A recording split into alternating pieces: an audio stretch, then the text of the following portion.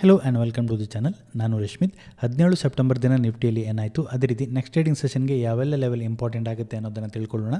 ಈ ವಿಡಿಯೋ ಕೇವಲ ಒಂದು ಎಜುಕೇಷನಲ್ ಪರ್ಪಸ್ಗೋಸ್ಕರ, ಯಾವುದೇ ಟ್ರೇಡ್ ರೆಕಮೆಂಡೇಷನ್ ವಿಡಿಯೋ ಅಲ್ಲ. ನಿಫ್ಟಿಲಿ ಇವತ್ತೊಂದು ಕನ್ಸಾಲ್ಟೇಷನ್ ಮೂವ್ನ ನಾವು ನೋಡ್ತೀವಿ. ನಿಫ್ಟಿ ಗ್ಯಾಪ್ ಅಪ್ ಓಪನ್ ಆಗುತ್ತೆ, ಒಂದು ಅಪ್ ಮೂವ್ನ ಕೊಡುತ್ತೆ, 25,340 ಲೆವೆಲ್ಗೆ ರೀಚ್ ಆಗುತ್ತೆ. ಅಲ್ಲಿ ಒಂದಷ್ಟು ಕನ್ಸಾಲ್ಟೇಷನನ್ನು ಮಾಡುತ್ತೆ, ಅದೊಂದು ರೆಸಿಸ್ಟೆನ್ಸ್ ಲೆವೆಲ್ ಆಗುತ್ತೆ. ನೆಕ್ಸ್ಟ್ ಅಲ್ಲಿ ಒಂದೊಂದು ಸೆಲ್ ಆಫನ್ನು ಕೊಡುತ್ತೆ, ಬಟ್ ಓಪನಲ್ಲಿ ಮಾಡಿದಂಥ ಲೋವನ್ನು ಬ್ರೇಕ್ ಮಾಡೋದಿಲ್ಲ, ಅಲ್ಲಿ ಸಪೋರ್ಟನ್ನು ಪಡ್ಕೊಳ್ಳುತ್ತೆ. ಹಾಗೆ ಒಂದು ಅಪ್ ಮೂವ್ನ ಕೊಟ್ಕೊಂಡು ಆ ರೆಸಿಸ್ಟೆನ್ಸ್ ಲೆವೆಲ್ 25,330 ಲೆವೆಲ್ ಹತ್ರನೇ ಬಂದು ಕ್ಲೋಸಿಂಗನ್ನು ಕೊಡುತ್ತೆ. ನಮ್ಮ ಹಿಂದಿನ ಅನಾಲಿಸಿಸ್ ವಿಡಿಯೋದಲ್ಲಿ 25,250 ಲೆವೆಲ್ಗಿಂತ ಮೇಲೆ ಸಸ್ಟೈನ್ ಆದರೆ ಪಾಸಿಟಿವ್ ಆಗುತ್ತೆ. In case gap up open ಆಗಿ ಡೌನ್ ಬಂದು 25,250ಕ್ಕಿಂತ ಕೆಳಗಡೆ ಸಸ್ಟೈನ್ ಆದರೆ ಒಂದಷ್ಟು ರಿಟ್ರೇಸ್ಮೆಂಟ್ ಮೂವ್ನ ಎಕ್ಸ್ಪೆಕ್ಟ್ ಮಾಡ್ಬೋದು ಅಂತ ಒಂದು ಅನಾಲಿಸಿಸ್ ಇತ್ತು. ಇವತ್ತು ಗ್ಯಾಪ್ ಅಪ್ ಓಪನ್ ಆಗುತ್ತೆ. ಗ್ಯಾಪ್ ಅಪ್ ಓಪನ್ ಆದಂಥ ಒಂದು ಕನ್ಸಾಲ್ಟೇಷನನ್ನು ಮಾಡ್ತಾ ಇತ್ತು, ಯಾವುದೇ ಒಂದು ಟ್ರೆಂಡಿಂಗ್ ಅಪಾರ್ಚುನಿಟಿಯನ್ನು ಕೊಡಲಿಲ್ಲ ಅಂತ ಹೇಳ್ಬೋದು. ಹಾಗಿದ್ರೆ ನೆಕ್ಸ್ಟ್ ಟ್ರೇಡಿಂಗ್ ಸೆಷನ್ಗೆ ಯಾವೆಲ್ಲ ಲೆವೆಲ್ ಇಂಪಾರ್ಟೆಂಟ್ ಆಗುತ್ತೆ, ಮೊದಲೇದಾಗಿ ನಾವು ಡೈಲಿ ಚಾರ್ಟನ್ನು ಅಬ್ಸರ್ವ್ ಮಾಡೋಣ. ಡೈಲಿ ಚಾರ್ಟಲ್ಲಿ ನಾವು ನೋಡಿದ್ರೆ ಒಂದು ಬ್ರೇಕ್ಔಟ್ ಆದ ನಂತರ ಆ ಮೂವ್ ಸಸ್ಟೈನ್ ಆಗಿದೆ ಅಂತ ಹೇಳ್ಬೋದು. ಇಲ್ಲಿ ಒಂದು ಬ್ರೇಕ್ಔಟ್ ಆಗುತ್ತೆ. ಸೊ ಇದೊಂದು ರೆಸಿಸ್ಟೆನ್ಸ್ ಇತ್ತು, ಅದನ್ನು ಬ್ರೇಕ್ಔಟ್ ಮಾಡುತ್ತೆ ಪ್ರೀವಿಯಸ್ ಟ್ರೇಡಿಂಗ್ ಸೆಷನ್ ದಿನ. ಹಾಗೆ ಇಲ್ಲೊಂದು ರೆಸಿಸ್ಟೆನ್ಸ್ ಇತ್ತು, ಮಲ್ಟಿಪಲ್ ರೆಸಿಸ್ಟೆನ್ಸ್ ಇತ್ತು. ಆ ರೆಸಿಸ್ಟೆನ್ಸ್ ಲೆವೆಲ್ ಹತ್ರ ಬಂದು ಕ್ಲೋಸಿಂಗನ್ನು ಕೊಟ್ಟಿತ್ತು. ಇವತ್ತು ಆ ಲೆವೆಲನ್ನು ಕೂಡ ಬ್ರೇಕ್ಔಟ್ ಮಾಡಿ ಆ ಲೆವೆಲ್ಗಿಂತ ಮೇಲೆ ಕ್ಲೋಸಿಂಗನ್ನು ಕೊಟ್ಟಿದೆ. ಈಗ ಅಗೇನ್ ಒಂದು ರೆಸಿಸ್ಟೆನ್ಸ್ ಲೆವೆಲ್ ಹತ್ರ ಬಂದು ಕ್ಲೋಸಿಂಗನ್ನು ಕೊಟ್ಟಿದೆ. ಇಲ್ಲೊಂದು ಗ್ಯಾಪ್ ಕ್ರಿಯೇಟ್ ಆಗುತ್ತೆ. ಇಲ್ಲಿ ಸ್ಟ್ರಾಂಗ್ ಆದ ಅಪ್ಪನ್ನು ಕೊಡ್ತಾ ಇತ್ತು, ಮಾರ್ಕೆಟ್ ಡೌನ್ ಬರುತ್ತೆ, ಇಲ್ಲಿ ಸಪೋರ್ಟನ್ನು ಪಡ್ಕೊಂಡು ಅಪ್ ಹೋಗುತ್ತೆ, ನೆಕ್ಸ್ಟ್ ಡೌನ್ ಬರುತ್ತೆ, ಒಂದು ನೆಗೆಟಿವ್ ಕ್ಯಾಂಡಲನ್ನು ಕ್ರಿಯೇಟ್ ಮಾಡಿದೆ, next day gap down open ಆಗುತ್ತೆ. ಸೊ ಹಾಗಾಗಿ ಈ ಗ್ಯಾಪನ್ನು ಇಲ್ಲೇನೋ ಸಪೋರ್ಟ್ ಇತ್ತು, ಆ ಸಪೋರ್ಟ್ ಗ್ಯಾಪ್ನ ಮುಖಾಂತರ ಬ್ರೇಕ್ ಆಗುತ್ತೆ. ಈಗ ಆಲ್ಮೋಸ್ಟ್ ಆ ಗ್ಯಾಪನ್ನು ಫಿಲ್ ಮಾಡಿ ಆ ಸಪೋರ್ಟ್ ಲೆವೆಲ್ ಏನಿತ್ತು ಅಲ್ಲಿ ಬಂದಿದೆ, ಅದು ಈಗ ಕರೆಂಟ್ಲಿ ರೆಸಿಸ್ಟೆನ್ಸ್ ಆಗುತ್ತೆ. ಈ ಹಿಂದೆ ಸಪೋರ್ಟ್ ಆಗಿತ್ತು, ಅದು ರೆಸಿಸ್ಟೆನ್ಸ್ ಆಗುತ್ತೆ. ಅಲ್ಲಿ ಬಂದು ಕ್ಲೋಸಿಂಗನ್ನು ಕೊಟ್ಟಿದೆ. ಆ್ಯಸ್ ಆಫ್ ನೌ ಸ್ಟ್ರಕ್ಚರ್ ಪಾಸಿಟಿವಲ್ಲಿ ಇರುವಂಥದ್ದು, ಸ್ವಲ್ಪ ಮೊಮೆಂಟಮ್ ಸ್ಲೋ ಆಗಿದೆ ಅಂತ ಹೇಳ್ಬೋದು. ಸೊ ಸ್ಟ್ರಕ್ಚರ್ ಪಾಸಿಟಿವಲ್ಲಿದೆ, ಸೆಂಟಿಮೆಂಟ್ ಕೂಡ ಪಾಸಿಟಿವಲ್ಲೇ ಇದೆ ಅಂತ ಹೇಳ್ಬೋದು.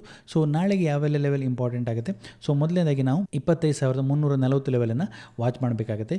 ಸೊ ಇವತ್ತು ಓಪನ್ ಆದ ನಂತರ ಈ ಲೆವೆಲಲ್ಲಿ ಒಂದಷ್ಟು ಹೊತ್ತು ಕನ್ಸಾಲ್ಟೇಷನ್ ಮಾಡ್ತಿತ್ತು, ಹೈ ಲೆವೆಲ್ ಸ್ವಲ್ಪ ರಿಜೆಕ್ಷನ್ ಬರ್ತಿತ್ತು, ಬಟ್ ಬೈಯರ್ಗಳು ಹೋಲ್ಡ್ ಮಾಡುವಂಥ ಪ್ರಯತ್ನ ಮಾಡಿದ್ದಾರೆ. ಸೊ ಈ ಲೆವೆಲ್ಗೆ ಹೋದಾಗಲೆಲ್ಲ ಸೆಲ್ಲರ್ಗಳು ಸೆಲ್ಲಿಂಗನ್ನು ಮಾಡ್ತಾ ಇದ್ದಾರೆ, ಬಟ್ ಬೈಯರ್ಗಳು ತುಂಬ ಏನು ಬಿಟ್ಕೊಟ್ಟಿಲ್ಲ. ಇಲ್ಲಿ ಒಮ್ಮೆ ಬಿಟ್ಕೊಟ್ರು, ಬಟ್ ಅಗೇನ್ ಲೋವರ್ ಲೆವೆಲಿಂದ ಬೈಯಿಂಗ್ ಬಂದಿರುವಂಥದ್ದು. ಸೊ ಹಾಗಾಗಿ ಅದು ಇಂಪಾರ್ಟೆಂಟ್ ಆಗುತ್ತೆ, ಅಪ್ ಹೋಗುತ್ತೆ.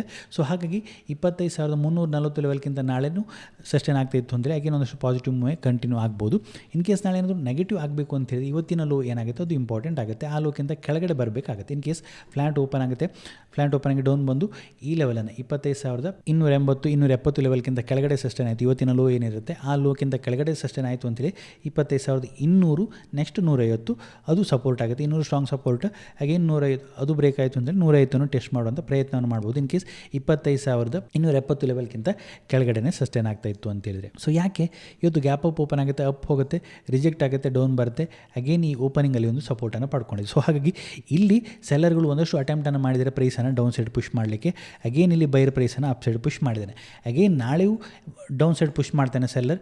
ಬೈರ್ ಇಲ್ಲಿ ಅಗೇನು ಬೈ ಮಾಡಲಿಕ್ಕೆ ಅಥವಾ ಈ ಝೋನನ್ನು ಹೋಲ್ಡ್ ಮಾಡಲಿಕ್ಕೆ ಫೇಲ್ ಆಗ್ತಾನೆ, ಬಿಟ್ಕೊಟ್ಟ ಅಂತೇಳಿದರೆ ಅಗೇನ್ ಸೆಲ್ಲರ್ ಒಂದಷ್ಟು ಕಂಟ್ರೋಲ್ ತಗೊಂಡು ಪ್ರೈಸನ್ನು ಡೌನ್ ಸೈಡ್ ಪುಷ್ ಮಾಡ್ಬೋದು.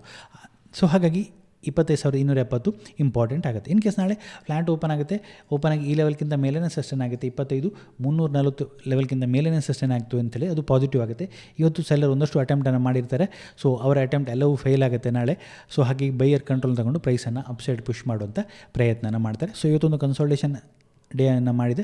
ಸೊ ಇವತ್ತಿನ ರೇಂಜ್ ಬ್ರೇಕ್ಔಟ್ ಆದಾಗ ಮೇ ಬಿ ನಾಳೆ ಟ್ರೆಂಡಿಂಗ್ ಮೂವ್ ಬರುವಂಥ ಸಾಧ್ಯತೆ ಇದೆ. ಓಪನ್ ಇಂಟ್ರೆಸ್ಟನ್ನು ನಾವು ಅಬ್ಸರ್ವ್ ಮಾಡಿದ್ರೆ ಓಪನ್ ಇಂಟ್ರೆಸ್ಟ್ ಅಗೇನ್ ಪಾಸಿಟಿವಲ್ಲಿ ಇರುವಂಥದ್ದು 25,300 ಹೈಯೆಸ್ಟ್ ಇವತ್ತು ಅಡಿಷನ್ ಆಗಿದೆ. ಹಾಗೆ 200 250 ಕೂಡ ಒಂದಷ್ಟು ಅಡಿಷನ್ ಆಗಿದೆ. ಸೊ ಹಾಗಾಗಿ 25,270 ಲೆವೆಲ್ ಇಂಪಾರ್ಟೆಂಟ್ ಆದ ಸಪೋರ್ಟ್ ಆಗುತ್ತೆ. ಅದು ಬ್ರೇಕ್ ಆಯಿತು ಅಂದರೆ ಮೇ ಬಿ 200ವರೆಗೂ ಒಂದು ಡೌನ್ ಮೂವ್ನ ಕೊಡುವಂಥ ಸಾಧ್ಯತೆ ಇದೆ. ಸೊ 25,300 ಒಂದಷ್ಟು ಪುಟ್ಟಲ್ಲಿ ರೈಟಿಂಗ್ ಇದೆ. ಸೊ ಹಾಗಾಗಿ 25,340 ಲೆವೆಲ್ಗಿಂತ ಮೇಲೇ ಸಸ್ಟೈನ್ ಆಗ್ತಾ ಇತ್ತು ಅಂದರೆ ಅದರಲ್ಲಿ ಕವರಿಂಗ್ ಕೂಡ ಬರುತ್ತೆ, ಆಗ ಒಂದಷ್ಟು ಪಾಸಿಟಿವ್ ಮೂವನ್ನೇ ನೋಡುವಂಥ ಸಾಧ್ಯತೆ ಇದೆ. ನೆಕ್ಸ್ಟ್ ಓಪನ್ ಇಂಟ್ರೆಸ್ಟ್ ಇರುವಂಥದ್ದು 25,400 ಆಗುತ್ತೆ. 25,500 ಮಾತ್ರ ಹೈಯೆಸ್ಟ್ ಕಾಲಲ್ಲಿ ರೈಟಿಂಗ್ ಇರುವಂಥದ್ದು. So as of now strong ಆದ ರೆಸಿಸ್ಟೆನ್ಸ್ ಹೈಯರ್ ಲೆವೆಲ್ ಇಲ್ಲ ಅಂತ ಹೇಳ್ಬೋದು.